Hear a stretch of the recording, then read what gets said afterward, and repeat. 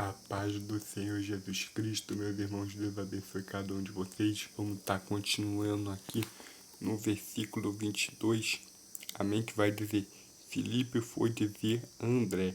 Então André e Filipe disseram a Jesus.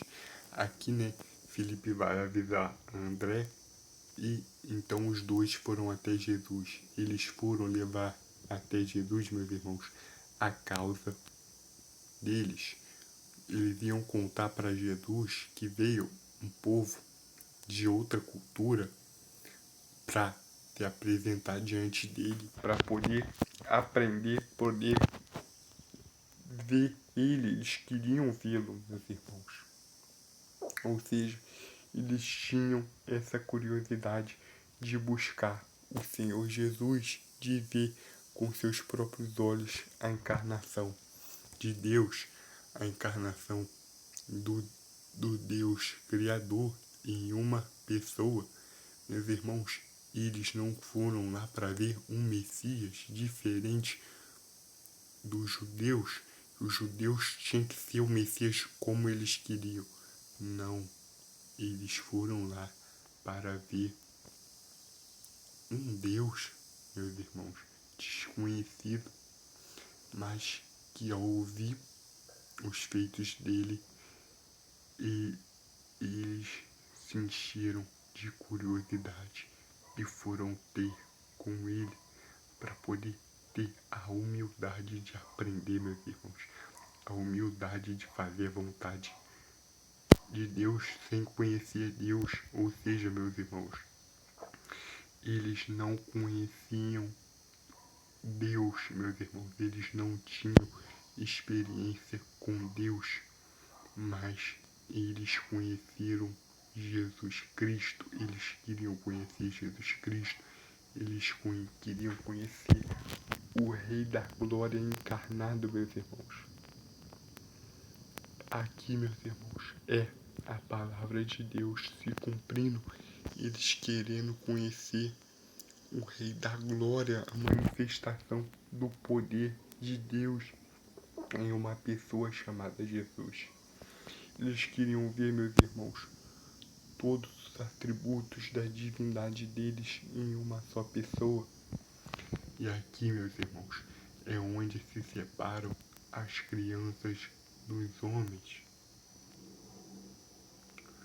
Eles não queriam, meus irmãos, que Jesus, eles não queriam, meus irmãos, que Jesus atendesse expectativa nenhuma. Eles não criaram expectativa. Eles se encheram de curiosidade para ver quem era Jesus. Eles foram um dos poucos, meus irmãos, que vão até Jesus para conhecê-lo.